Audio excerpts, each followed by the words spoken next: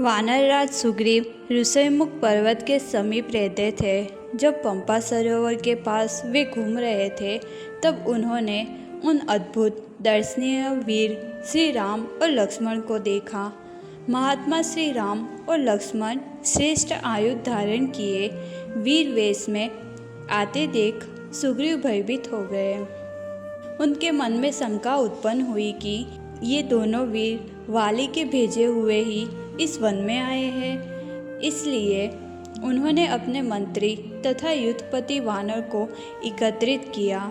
सुग्रीव को भयभीत होता देख हनुमान जी बोले, आप सब लोग वाली के कारण होने वाली इस भारी घबराहट को छोड़ दीजिए। यह मलय नाम का श्रेष्ठ पर्वत है, यह वाली से कोई भय नहीं है। सुग्रीव कहने लगे, इन दोनों वीरों की भुजाएं लंबी और नेत्र बड़े बड़े हैं।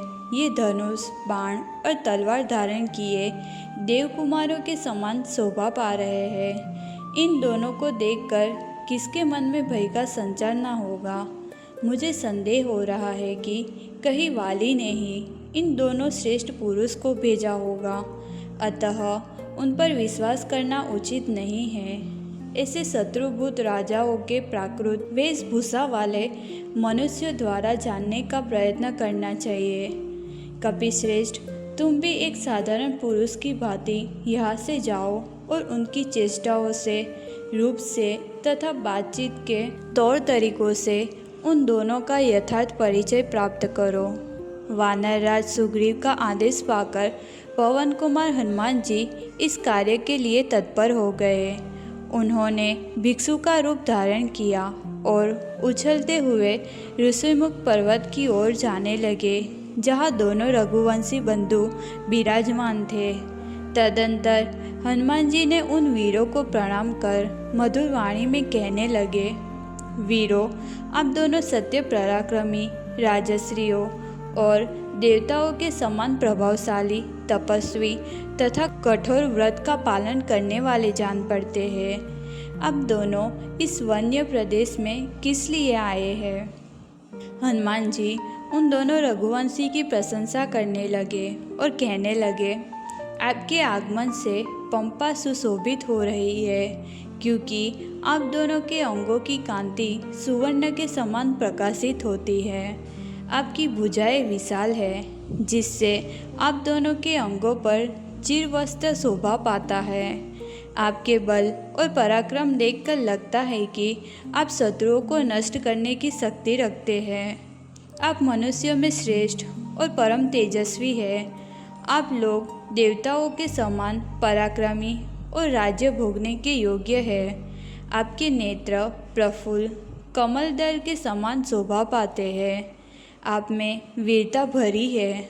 आप दोनों अपने मस्तक पर जटामंडल धारण करते हैं और दोनों ही एक दूसरे के समान हैं।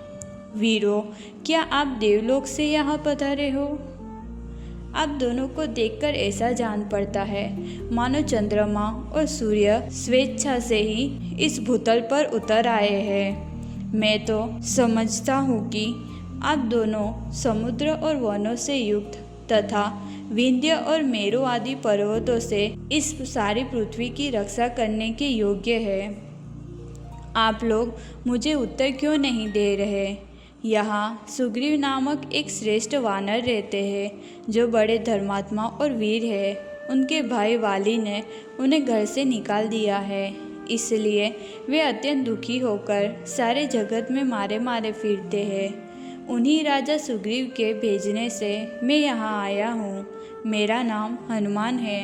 मैं भी वानर जाति का ही हूँ। धर्मात्मा सुग्रीव आप दोनों से मित्रता करना चाहते हैं। मुझे आप लोग उन्हीं का मंत्री समझे। मैं वायु देवता का वानर जातीय पुत्र हूँ। मेरी जहाँ इच्छा हो जा सकता हूँ और जैसा चाहूँ रूप धारण कर सकता हूँ। इस समय सुग्रीव का प्रिय करने के लिए भिक्षु के रूप में अपने को छिपाकर मैं ऋषिमुख पर्वत से यहाँ पर आया हूँ। हनुमान जी की यह बात सुनकर श्री रामचंद्र जी का मुख प्रसन्नता से खिल उठा और छोटे भाई लक्ष्मण से इस प्रकार कहने लगे, सुमित्रा नंदन, ये महामनस्वी वानर राज सुग्रीव के सचिव है और उन्हीं के हित की इच्छा से यहाँ मेरे पास आए हैं। जिसे ऋग्वेद की शिक्षा नहीं मिली, जिसने यजुर्वेद का अभ्यास नहीं किया तथा जो सामवेद का विद्वान नहीं है, वह इस प्रकार सुंदर भाषा में वार्तालाप नहीं कर सकता। निश्चय ही इन्होंने समूचे व्याकरण का कई बार स्वाध्याय किया है, क्योंकि बहुत सी बातें बोल जाने पर भी इनके मुंह से कोई अशुद्धि नहीं निकली। संभाषण के समय इनके मुख, नेत्र, ललाट, वो तथा अन्य सब अंगों से भी कोई दोष प्रकट हुआ हो, ऐसा कहीं ज्ञात नहीं हुआ।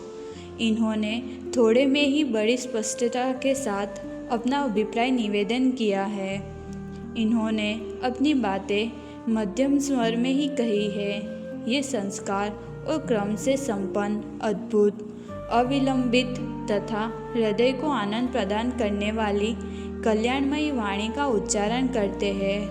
हृदय, कंठ और मूर्धा इन तीनों स्थानों द्वारा स्पष्ट रूप से अभिव्यक्त होने वाली इनकी इस विचित्र वाणी को सुनकर किसका चित्त प्रसन्न होगा।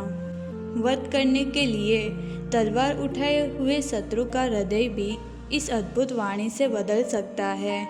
जिसके कार्य साधक दूत ऐसे उत्तम गुणों से युक्त हो, उस राजा के सभी मनोरथ दूतों की बातचीत से ही सिद्ध हो जाते हैं। श्री रामचंद्र जी के ऐसा कहने पर सुमित्रा नंदन लक्ष्मण ने कपिवर हनुमान से इस प्रकार बोले, विद्वान महामुनि सुग्रीव के गुण हमें ज्ञात हो चुके हैं। हम दोनों भाई वानरराज सुग्रीव की ही खोज में यहाँ आए हैं। साधु शिरोमणि हनुमान जी, आप सुग्रीव के कथन अनुसार यहाँ आकर जो मैत्री की बात चला रहे हैं, वह हमें स्वीकार है। लक्ष्मण के यह वचन सुनकर पवन कुमार कपिवर हनुमान बड़े प्रसन्न हुए। लक्ष्मण ने अपना और श्री रघुनाथ जी का परिचय दिया और इस वन में आने का कारण बताया। फिर कपिवर हनुमान ने भिक्षु रूप को त्याग कर वानर रूप धारण कर लिया। फिर उन दोनों वीरों को पीठ पर बिठाकर ऋषयमुख पर्वत पर ले गए, जहाँ सुग्रीव विराजमान थे।